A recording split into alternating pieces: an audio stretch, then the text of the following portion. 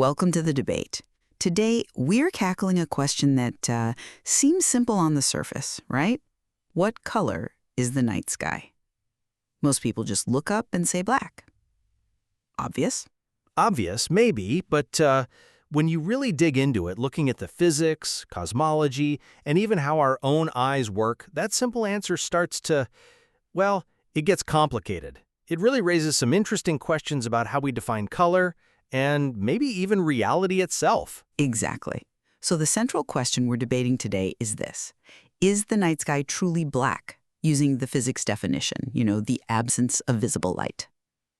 Or is it actually a very, very dark blue, maybe an indigo, a color dictated by the tiny amounts of light and radiation that are always there, and crucially, by how we humans actually perceive color in low light? And I'll be arguing that yes, the night sky is fundamentally black.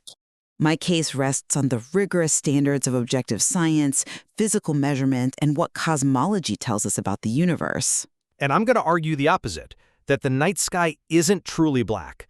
I think the constant presence of some light, even if it's incredibly faint, combined with the whole process of how we see color, means the reality we experience is more like a deep, profound dark hue, something closer to indigo. Okay, so let's lay down the foundation from my perspective. In physics, and particularly in astronomy, black isn't just a very dark shade. It's fundamentally defined as the state of zero visible light. No light flux. It's the absolute absence of photons that our eyes can detect. When we point our instruments to deep space, far from any atmospheric interference or bright stars, we're looking at the closest thing to a perfect vacuum we know. That void is black. And this ties directly into Olber's paradox, which is a classic thought experiment. If the universe was infinite, static, filled with stars everywhere, well, then the entire night sky should be blindingly bright, right? Saturated with starlight. Right, every line of sight would end on a star eventually. Exactly. But it's not bright, it's dark. And the resolution to that paradox, the fact that the universe isn't infinite in that way, it's expanding, and light from the really distant stuff gets redshifted way out of the visible spectrum, that resolution confirms that the baseline state of the cosmos is darkness, blackness. Any light we do see is sort of an addition to that fundamental blackness, not the default state itself. That empirical reality, confirmed by resolving the paradox, points to black. Okay, I understand the theoretical baseline, the sort of ontological blackness of a perfect void. But I think we need to focus on the observable reality, what we actually encounter. And in our local environment, even looking up from the darkest site on Earth, it's never a perfect absence of light. We just can't ignore the residual illumination that's always there. And if there's always some light, however faint, then calling it black feels, well, inaccurate. I mean, think about the sources. There's airglow, for starters. This is faint light emitted by atoms and molecules way up in the atmosphere that got excited by the sun during the day. They release that energy at night as a very dim, sort of greenish-reddish glow. It's always there. Very faint, though. Faint, yes, but present. Then you've got zodiacal light, sunlight scattering off tiny dust particles floating around in our solar system, especially visible near sunrise or sunset sometimes. And of course, there's the combined light from billions of stars in the Milky Way, and even distant galaxies scattering off sparse particles or even just contributing a background haze. All these things add up. It means the sky, the thing we actually look at, is never truly a void. If light is present, the term black, meaning zero light, just doesn't quite fit, does it? Okay, I see the point you're making about those sources. Airglow, zodiacal light, scattered starlight. Yes, they exist. But I think the critical distinction here is between something being measurably present and how we functionally define black for scientific purposes. Objectivity really matters here. Our astronomical instruments, our telescopes and spectrometers, they can measure incredibly faint levels of light. We absolutely acknowledge those sources you mentioned.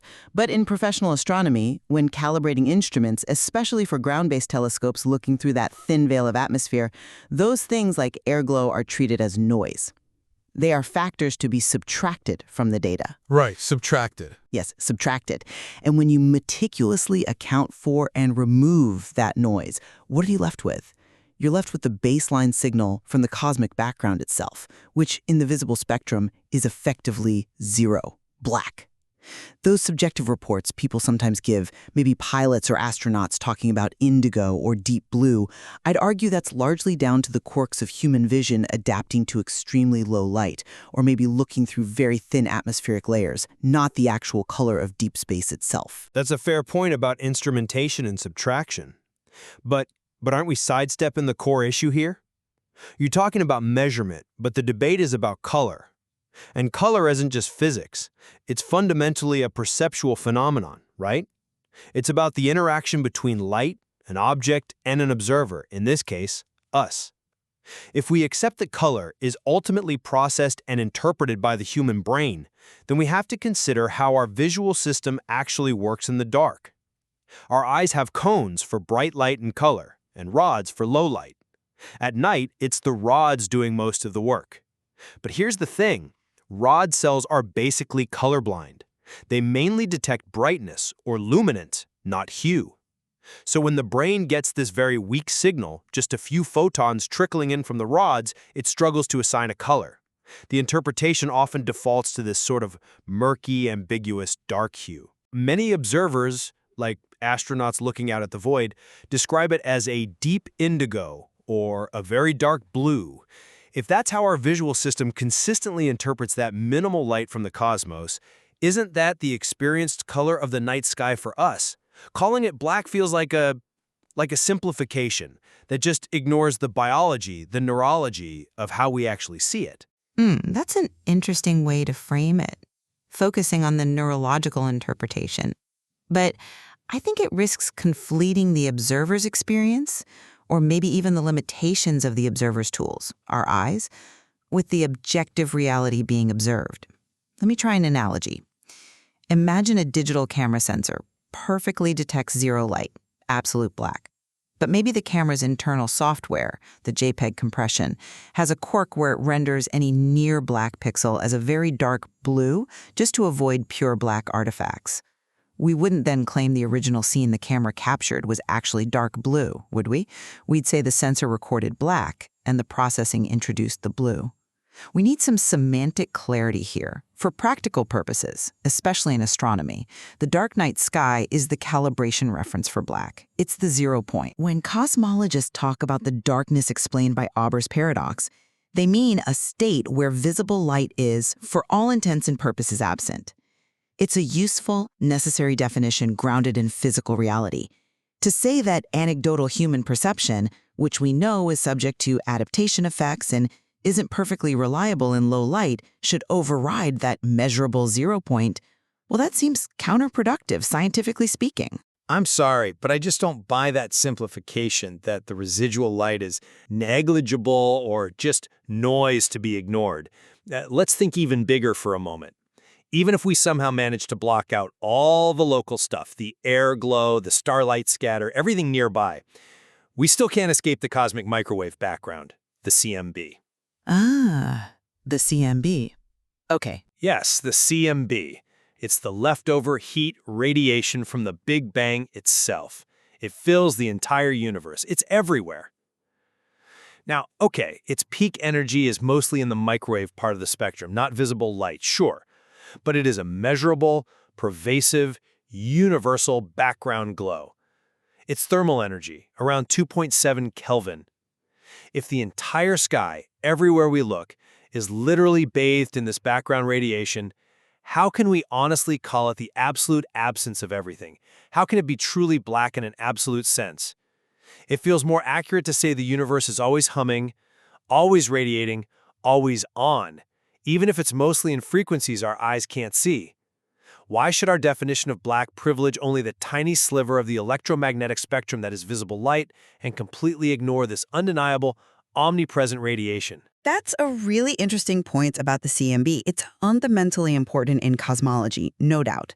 But using it to argue that the night sky isn't black, I think that's a bit of a category error. The term color, and by extension black as the absence of color, is intrinsically tied to the visible spectrum. That's just how we define those words in relation to human sight, roughly 400 to 700 nanometers.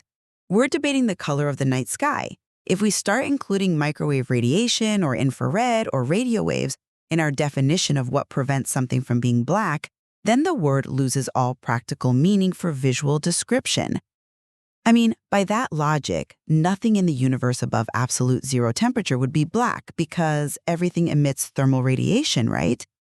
Even hypothetical vantablack surfaces or actual black holes emitting Hawking radiation, they wouldn't be black anymore under that definition. For the term black to have any useful meaning when we're talking about what things look like, we really have to stick to the visible light spectrum. And within that specific spectrum, the measured light flux from the deep cosmic void is effectively zero. It is black. Okay, fine. If we rigidly restrict ourselves only to the visible spectrum, then we circle right back to the perception problem. If color is only about what we see, then the way our visual system works becomes paramount. And, as I said, when your brain tries to make sense of those incredibly few scattered photons, maybe some very faint blue light scattered more efficiently, plus the airglow using primarily its rod cells, the signal it constructs, the perceived reality, often ends up being that deep indigo. That is the experienced color within the visible spectrum mediated by our biology. And furthermore, this idea of needing absolute semantic clarity around black, well, language itself can be relative. Looking historically or across cultures, the rigid distinction we often make in modern English between, say, very dark blue and black isn't universal. Think of ancient Greek. The term kianios could apparently cover dark blue, deep violet, even black. Some other languages have similar groupings for dark, low-light colors. This suggests that black as a distinct category might be partly a linguistic convenience, a cultural construct for extreme darkness, rather than some absolute, universally perceived truth about the sky's hue. We use the word black because it's the simplest label, not necessarily the most accurate description of the nuanced perception. That's a sophisticated point invoking linguistics, and it's true that language shapes perception to some extent. But it doesn't actually change the underlying physics. Whether an ancient Greek called it kanios, or we call it black, the objective physical condition, the near total absence of visible photons arriving from distant space, the lack of significant scattering medium out there, remains the same. You could even argue that the fact language sometimes struggles to neatly categorize extreme darkness shows that the physical reality, the void, sort of transcends our simple color labels. So it seems most logical, most consistent, to anchor our description to the objective zero point defined by physics: black. If we start saying the sky is blue simply because our eyes, operating at their limits, or through the faint filter of airglow, interpret it that way, well, aren't we essentially arguing that the limitations or the noise in the observer system define the reality of the thing being observed? That feels backwards. Surely the truth lies with the objective measurement of the light, or lack thereof, coming from the source itself. And from deep space, that measure in the visible spectrum is zero, black. I disagree that it's backwards. I think the truth lies in recognizing that color isn't a property of the object alone. It's inherently relational. It arises from the interaction of light, the properties of whatever that light is heading or coming from, and crucially, the observer's sensory system and brain. You simply cannot separate the observer from the concept of color. The sky's appearance, its phenomenology, how it appears to us, is a critical part of its reality when we're talking about its color. The fact that physicists use the dark sky as a handy calibration point for black speaks to its utility for measurement, absolutely, but utility doesn't automatically equate to fundamental truth about its perceived nature. The unavoidable presence of some light, whether it's the CMB across all spectrums, or the faint visible light from airglow and scatter, combined with the way our rod cells and brain process that minimal input, it means that for any actual human looking up, the experience isn't one of absolute nothingness. Scientifically, it's not a perfect void, even in the visible spectrum if you account for everything. And perceptually, it gets translated into a dark hue. Therefore, it's not absolute black. It's the most profound, the deepest indigo imaginable. So, to quickly summarize my position, the night sky is black. This aligns with the standard, rigorous definition used in physics and astronomy Black signifies the absence of measurable visible light flux. The evidence from resolving Olber's paradox, which confirms cosmic darkness, to the objective measurements made by instruments that deliberately subtract local noise like airglow, all point to this conclusion. While yes, residual energy and faint radiation exists, they are functionally negligible when defining color within the visible spectrum and don't provide sufficient reason to discard the fundamental definition that describes the physical reality of the deep space void. And I'll restate my case. The night sky is not truly absolutely black. It is better described as a deep indigo. This rests on two main pillars. First, that measurable light from sources like airglow, scattered starlight, is always present in our observable sky, meaning it's not a pure absence. And second, perhaps more importantly, that color itself is fundamentally a subjective, human perceptual experience. It's filtered through our eyes and brain. What we actually perceive neurologically and consistently in very low light is a profound dark blue or indigo hue. So the answer really depends on what you choose to prioritize: the abstract, objective zero-point measurement of physics, or the consistent, unavoidable reality of human phenomenology in defining the universe's color. It's clear this debate really highlights that inherent friction, doesn't it? The tension between the precise, objective definitions needed for science and the messy, complex, sensory nature of how we actually experience the world. Exactly. It pushes us to ask a fundamental question: is color an objective property out there in the universe defined strictly by photons, or is it at its core a subjective construct created in our interaction with the universe? That difference between defining the night sky as black versus indigo might seem subtle, but it really encapsulates that vast space between physical measurement and perceived reality. Definitely leaves you with something to think about next time you look up.